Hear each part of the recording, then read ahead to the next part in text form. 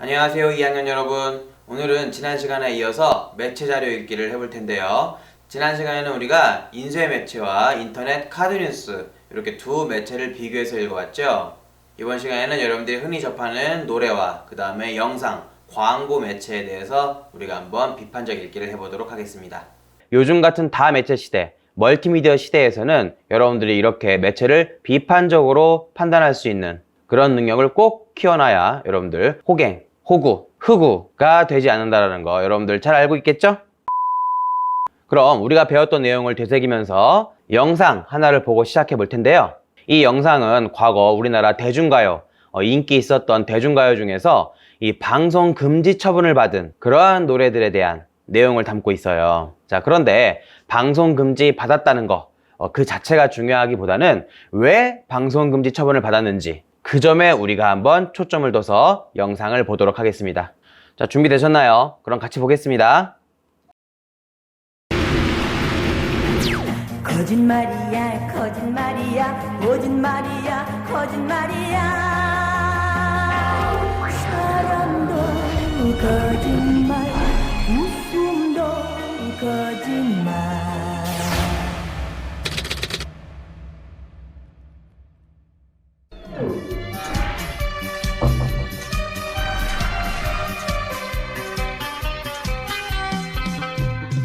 음악은 제발 틀지 마세요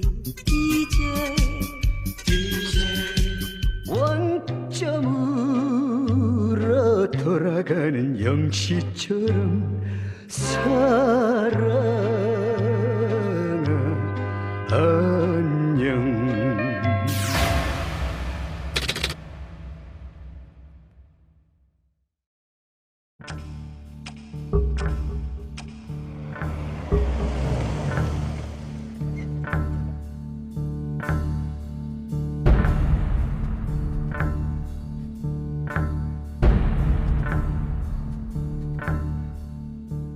모두들 잠들은 고요한 이 밤에 어이에 나 홀로 잠못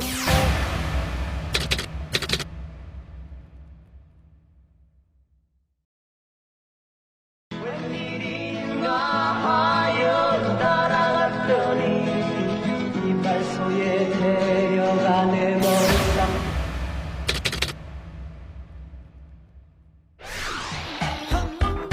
두번 보고 자꾸만 보고 싶네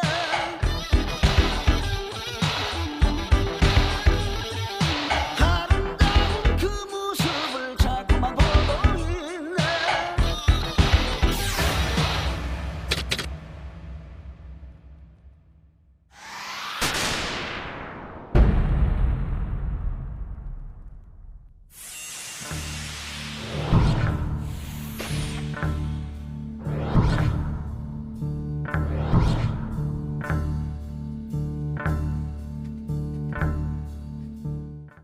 왜 불러 돌아서서 가는 사람은 왜 불러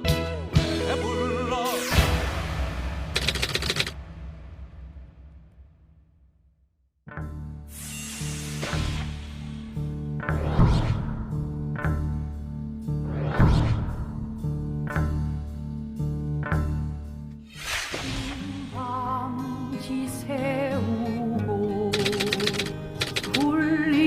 울림마다 맺힌 동남쪽 백길 따라 200리 외로운 섬 하나 새들의 모양 구루가 아무리 장례장에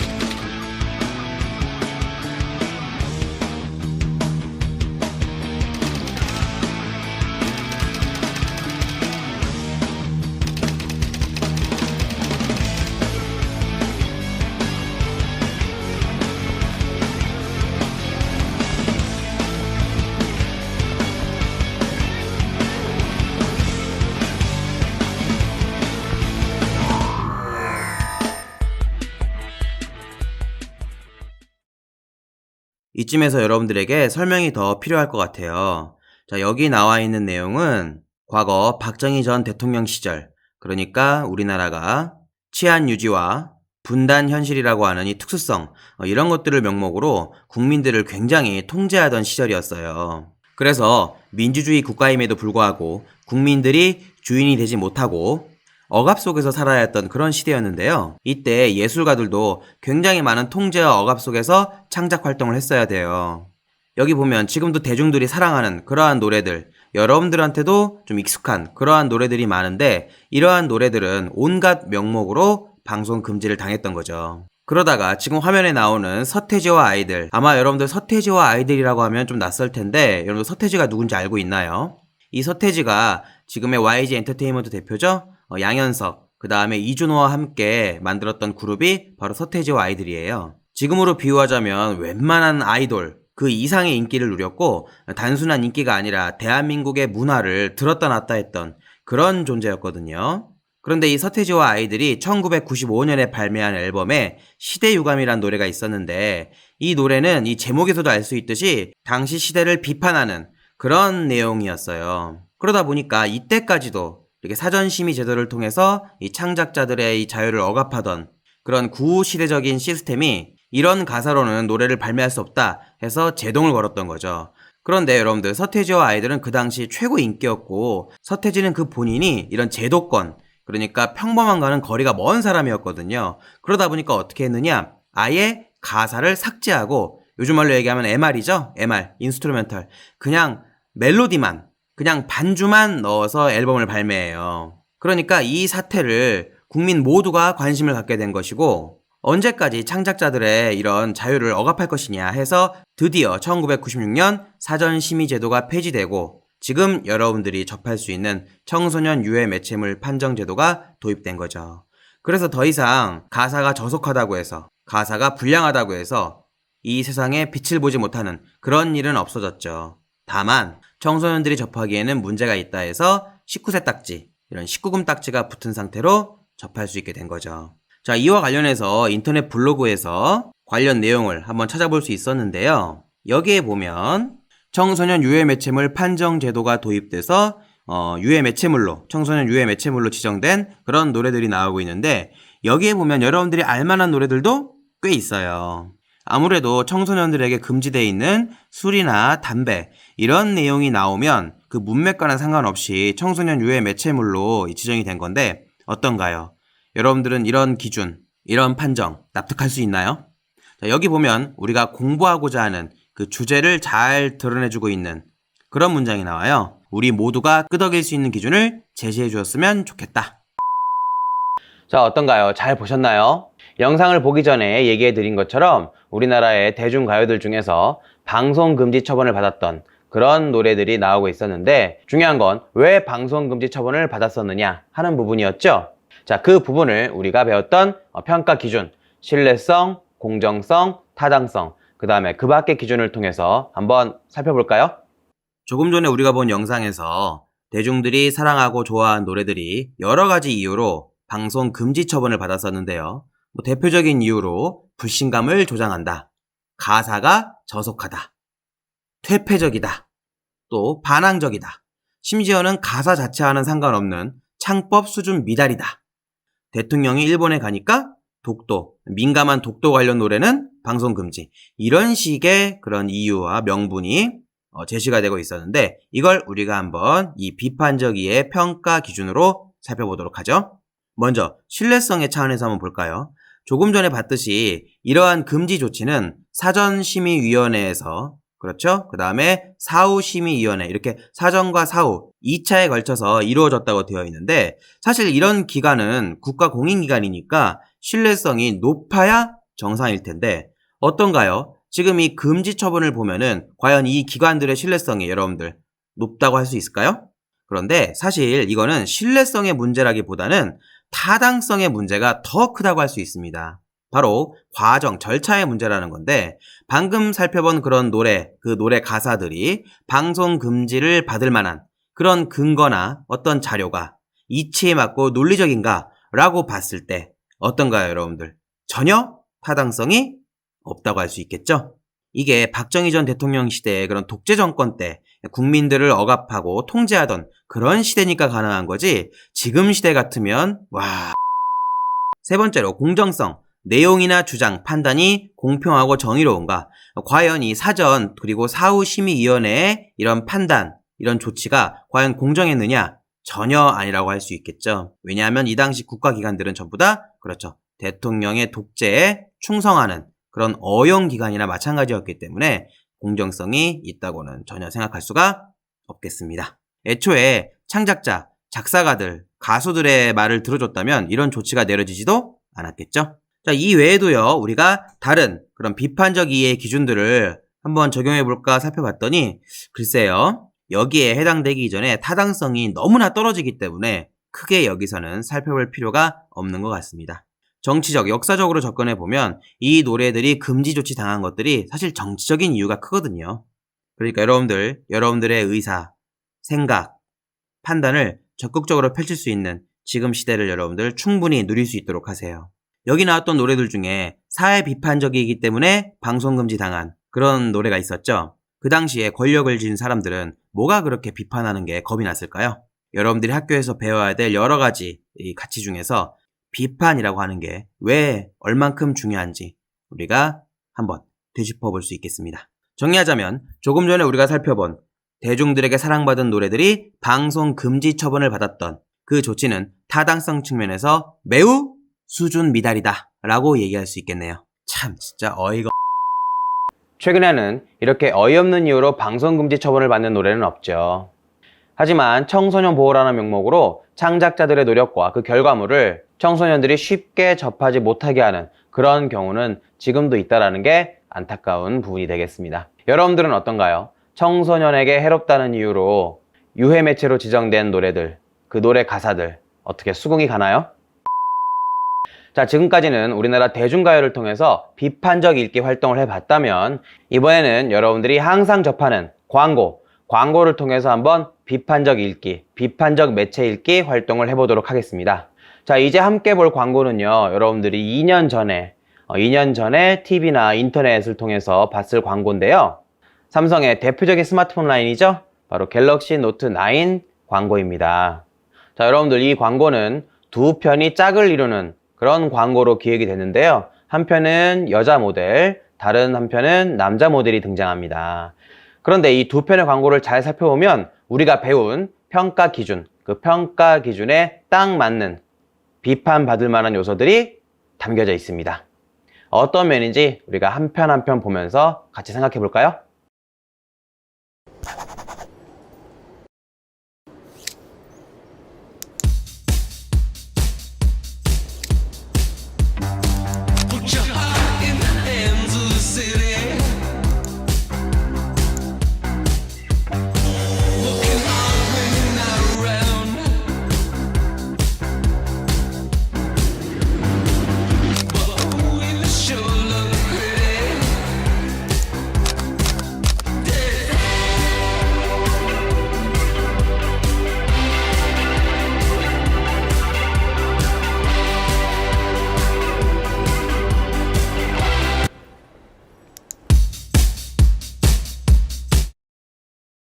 자, 여러분들 광고 잘 보셨나요? 이번에는 이 광고와 짝을 이루는 다른 광고를 보도록 하겠습니다.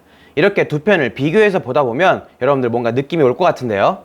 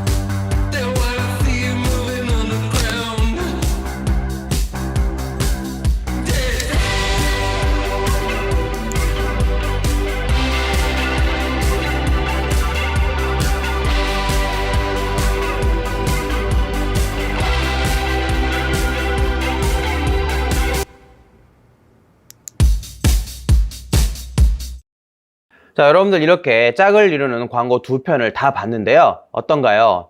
우리가 배웠던 비판적 읽기의 평가 요소와 관련해서 뭔가 얘기하고 싶은 게 있지 않나요? 두 광고를 비교해보면 여자 모델과 남자 모델이 등장할 때 그 내용 구성이 매우 다르다는 걸 알 수 있죠. 먼저 여자 모델이 등장하는 광고는 어땠나요? 여기서는 스마트폰을 사용하는 여자 모델의 모습이 굉장히 여유롭고 그리고 이 감성 넘치는, 소위 말하는 감성 넘치는 모습을 보여주고 있죠. 왜냐하면 구성되어 있는 내용들이 전부 다 놀러 가거나 친구들과 어울려서 놀거나 그런 장면들이거든요. 거기에 반해서 남자 모델이 등장하는 광고의 구성은 어떤가요? 일단 굉장히 진취적이고 그리고 일에 열중하는 그런 모습을 보여주고 있죠.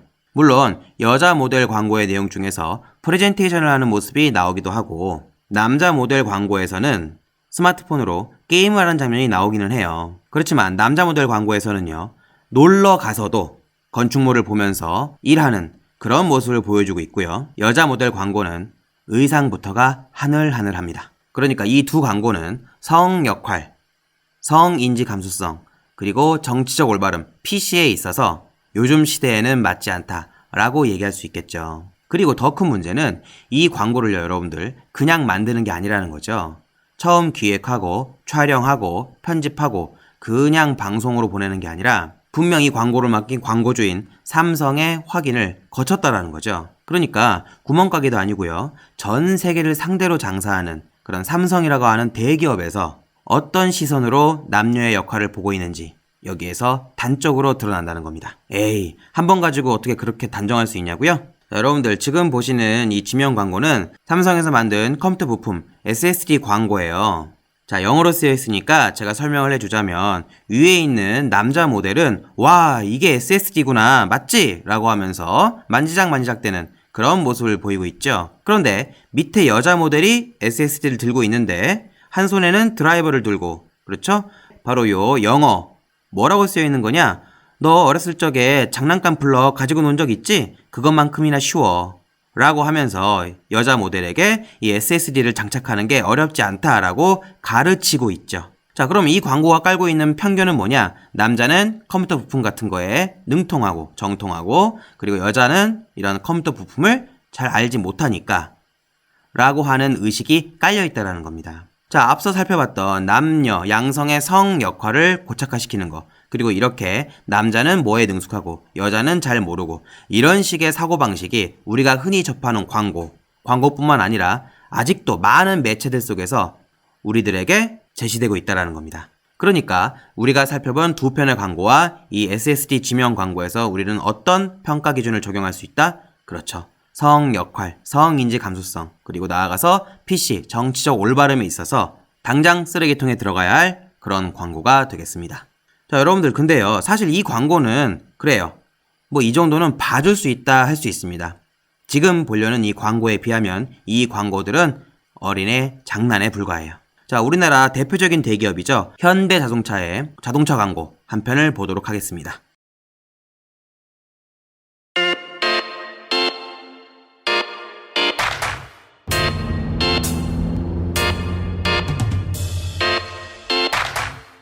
감각적이지만 운전 감각은 서툰 나 같은 사람들을 위해 앞서가는 스타일에 뒤가 든든한 기술만 골라 레이디 케어. 이것이 앞으로의 소나타를 만나는 새로운 방식. 포스트 소나타의 시작. 소나타 뉴 라이즈. 여러분들 인터넷상에서 운전 못하는 여자들, 그러니까 여자는 운전을 잘 못한다 라고 해서 뭐라고 비하하는지 알고 있나요? 보통 김여사라고 많이 비하하죠. 그런데 남자들도 큰 사고 엄청 많이 치거든요. 저는 물론 무사고입니다. 그러니까 여러분들 짧은 광고라고 해서 그냥 넘기면 안 되겠습니다. 우리가 비판적인 시선으로 왜 이 광고가 문제가 있는지를 잘 따져봐야 되겠습니다. 아니, 세상의 반이 여잔데 자존심 상하잖아? 자, 여기까지 해서 우리가 여러 매체를 통해서 우리가 배웠던 비판적 읽기를 적용하고 생각해보고 판단해보는 그런 활동을 해보았습니다. 자, 이제 다음 시간에 우리가 어떤 활동을 할지 여러분들 짐작되지 않나요? 다음 시간에는 여러분들이 직접 여러분들이 평소 보고 즐기는 그런 매체들, 미디어들 중에서 우리가 배웠던 비판적 읽기의 평가 기준을 적용할 수 있는 부분이 있는지 그런 것들을 한번 찾아보는 시간을 갖도록 하겠습니다. 아직 수행평가 채점을 하는 건 아니니까 너무 긴장을 하지 마시고요. 자, 이렇게 해서 우리가 다양한 매체를 어떻게 감상해야 될지, 어떻게 받아들여야 할지 한번 공부를 해봤는데요. 어때요, 여러분들? 이전과는 다르게 세상을 보는 눈, 그 다음에 매체를 접하는 눈, 조금 더 시야가 넓어지고 폭이 깊어진 것 같지 않나요? 이번 시간은 여기까지 하고 다음 시간에 만나도록 하겠습니다. 수고하셨습니다.